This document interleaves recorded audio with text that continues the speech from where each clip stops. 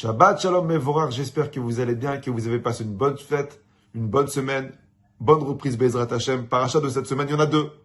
Parachat Tazria Metzora. Les deux parachiotes, elles parlent essentiellement sur la tsarat. Alors si je peux traduire tsarat grossièrement en français, ça serait la lèpre.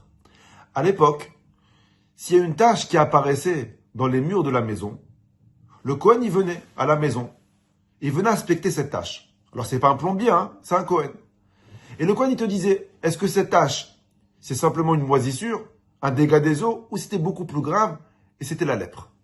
Si le Kohen il voyait la tache, il disait, attention, c'est pas de la moisissure, c'est de la lèpre.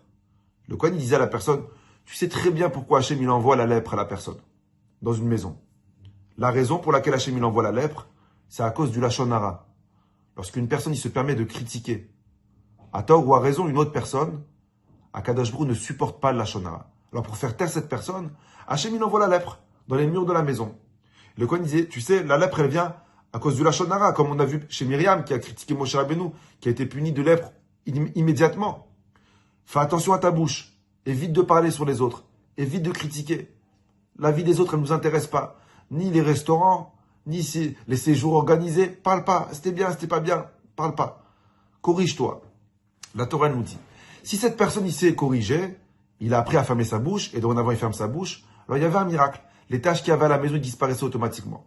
Mais si cette personne il continuait encore à critiquer, alors on passe au niveau supérieur. Il y avait des taches qui apparaissaient sur les vêtements de la personne. Et là le Kohen il vient voir. Est-ce que c'est des taches de graisse, ou est-ce que c'est des taches beaucoup plus graves de tsarat, de lèpre?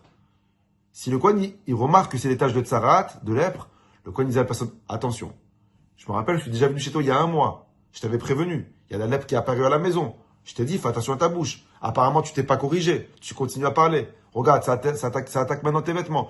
Avant que ça attaque ton corps, fais tchouva.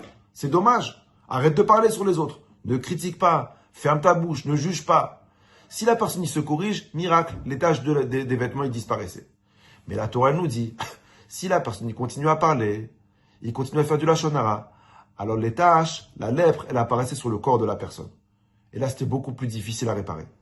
Et là, la Torah nous dit, Akadosh Baruch Hu, dans sa bonté, il ne punit pas directement la personne sur le corps. Quand Hachem veut réveiller quelqu'un, d'abord, des problèmes extérieurs. Si tu te corriges, tant mieux. Sinon, alors Akadosh Baruch Hu, c'est des problèmes un peu plus intérieurs et après, ça touche le corps. Ça, c'est la paracha sur la tsarat, sur la lèpre. Dans son livre, Piturei Chotam, Rabbi Yaakov Bersera, il pose une question qui est magnifique. Rabbi Yaakov Bersera, il dit, qu'est-ce qui motive une personne à critiquer l'autre? Qu'est-ce qui motive une personne à parler du Lachon Hara? Entre nous, qu'est-ce qu'on gagne en critiquant les séjours qu'on était à Pessah? Qu'est-ce qu'on gagne en critiquant le restaurant qu'on a mangé hier? C'était bon, c'était pas bon, c'était servi froid, c'était pas servi froid. Pourquoi? Ne retourne plus au restaurant. Change de séjour, mais ne critique pas. Il y a des groupes entiers d'internet, sur Facebook, qui se créent on critique les séjours de Pessah. Pourquoi? Qu'est-ce qui motive la personne? C'est quoi la source? Et Rabbi Yaakov Bersera donne une réponse magnifique. Il dit la source du Lachon Hara, la racine du problème, elle est beaucoup plus profonde que la bouche elle-même. La racine du problème, c'est la gava, l'orgueil. Parce que tu te sens supérieur à l'autre. Alors tu te permets de critiquer, de juger, de rabaisser. Comment? C'était pas à ta hauteur ce séjour. Ce restaurant n'était pas à ta hauteur. Alors comme tu te sens supérieur à l'autre, comme tu penses comme quoi tu mérites mieux, alors tu te permets de parler. En réalité, le problème du Lachon Hara, c'est pas un problème de bouche, c'est un problème d'ego. Et Rabbi Yaakov Bersera, il donne un enseignement qui est phénoménal. Le Rav, il dit comme ça. Il y a deux types d'orgueil. Il y a deux types de gava. Il y a l'orgueil visible. Lorsque la personne, il met son orgueil en avant. Lorsqu'il ne se cache pas de son orgueil, il se met constamment en avant. Il se croit supérieur.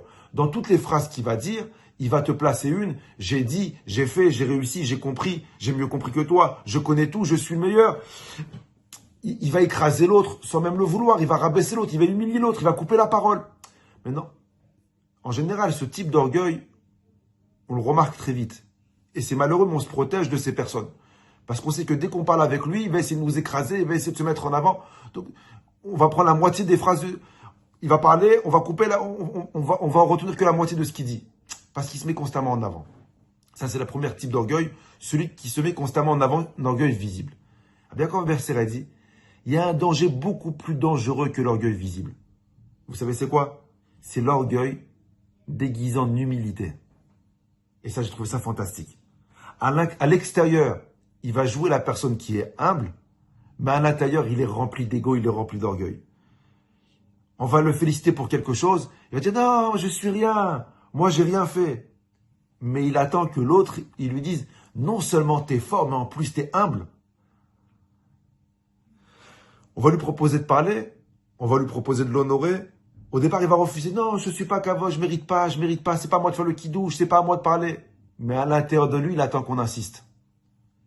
Il attend de lui qu'on lui dise, mais non, vas-y, tu sais bien parler, t'es bon, vas-y, fais. Il dira, Botaï, même si en bas, on arrive à cacher notre orgueil, en haut, on cache rien. En haut, on sait très bien qui tu es. Faites attention. Parce qu'une personne qui est orgueilleuse, une personne qui parle du Lachon Hara, et on parle tous du Lachon Hara malheureusement, ben on est dans un des deux types d'orgueil, soit visible, soit invisible. Dans les deux cas, Akadosh Baruch Hu attend de nous qu'on se corrige. La semaine prochaine. Amen, amen, amen.